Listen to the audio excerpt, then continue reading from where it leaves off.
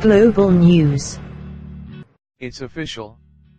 Look who President Trump just named a terrorist group cities are about to burn. When you think of a terrorist, you probably think of the guys who took down the World Trade Centers, or the people responsible for any of the other suicide bombings that have taken place in the Western world over the last decade or so. We've gotten it into our heads that terrorists are only those who are religious fanatics who are willing to die for their cause. There's significant evidence, however, that there's a much more cowardly breed of terrorist growing up in our midst. First, let's discuss the true meaning of the term terrorist directly from the dictionary. A person who uses unlawful violence and intimidation, especially against civilians, in the pursuit of political aims. It's definitely not someone that you want attending the block party or teaching your kids or serving your food. But according to the US government, that's exactly what they're doing.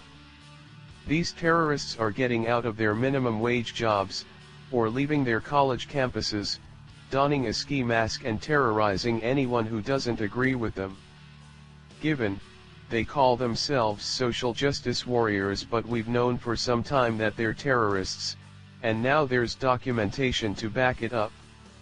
According to Politico, the Department of Homeland Security and the FBI are finally classifying Antifa as terrorists.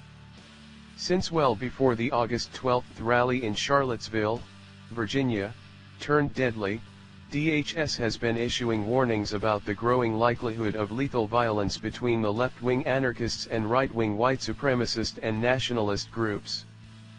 Previously unreported documents disclose that by April 2016, authorities believed that anarchist extremists were the primary instigators of violence at public rallies against a range of targets. They were blamed by authorities for attacks on the police, government, and political institutions, along with symbols of the capitalist system, racism, social injustice, and fascism, according to a confidential 2016 joint intelligence assessment by DHS and the FBI. Some of the DHS and FBI intelligence reports began flagging the Antifa protesters before the election. In one from last September, portions of which were read to Politico, DHS studied recent violent clashes at lawfully organized white supremacist events, including a June 2016 rally at the California Capitol in Sacramento organized by the Traditionalist Workers' Party and its affiliate, the Golden State Skinheads. The intelligence assessments focus less on guns than handmade weapons used by Antifa, with photos of members brandishing axe handles and shields, often with industrial-sized bolts attached to create crude bayonets. A senior state law enforcement official said, "A whole bunch of them have been deemed dangerous enough to be placed on U.S. terrorism watch lists." The FBI and DHS had no comment on that, or on any aspect of the assessments, saying they were not intended to be made public. By the spring of 2016, the anarchist groups had become so aggressive, including making armed attacks on individuals and small groups of perceived enemies, that federal officials launched a global investigation with the help of the U.S. intelligence community, according to the DHS and FBI assessment.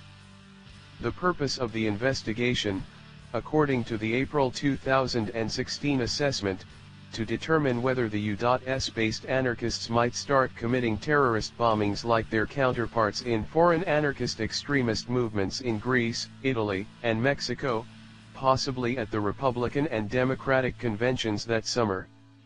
Some of the Antifa activists have gone overseas to train and fight with fellow anarchist organizations, including two Turkey-based groups fighting the Islamic State, according to interviews and internet postings. Let's pause to appreciate what they're saying. There are groups of people that carry U.S. passports who are going to other countries, learning from their not-so-free cultures how to bully their fellow Americans into doing whatever these traitors want. They're apparently ready to take the training wheels off. They're ready to learn what it's like to be real live terrorists from the big boys over in the Middle East. Politico, In their April 2016 assessment, the DHS and FBI said the anarchist groups would likely become more lethal if fascist, nationalist, racist or anti-immigrant parties obtain greater prominence or local political power in the United States, leading to anti-racist violent backlash from anarchist extremists. The assessment also said the anarchist groups could become more aggressive if they seek to retaliate violently to a violent act by a white supremacist extremist or group, they acquire more powerful weapons, or they obtain the financial means to travel abroad and learn more violent tactics. Several state law enforcement officials said that all of those accelerating factors have come to pass. And recent FBI and DHS reports confirm they are actively monitoring conduct deemed potentially suspicious and indicative of terrorist activity by Antifa groups. The two agencies also said in their April 2016 assessment that many of the activities the groups engaged in are not within the purview of FBI and DHS collection due to civil liberties and privacy protections, including participating in training camps, holding meetings, and communicating online. In another assessment this past August, DHS warned about the potential for unprecedented violence at Charlottesville. The agency also acknowledged gaps in its understanding of Antifa, saying it had only medium confidence in its assessments regarding both the affiliations among the various groups and the motivation of attackers. Said one senior New Jersey law enforcement official following the Antifa groups, "There's a lot more we don't know about these groups than what we do know about them." This is an assessment that has been long awaited by conservatives, especially those who've been attacked by these liberal henchmen. If we're trying to make an honest assessment, there's an excellent chance that many who take part in these rallies and violence aren't all that politically motivated at all, they're just violent and want something to rebel against.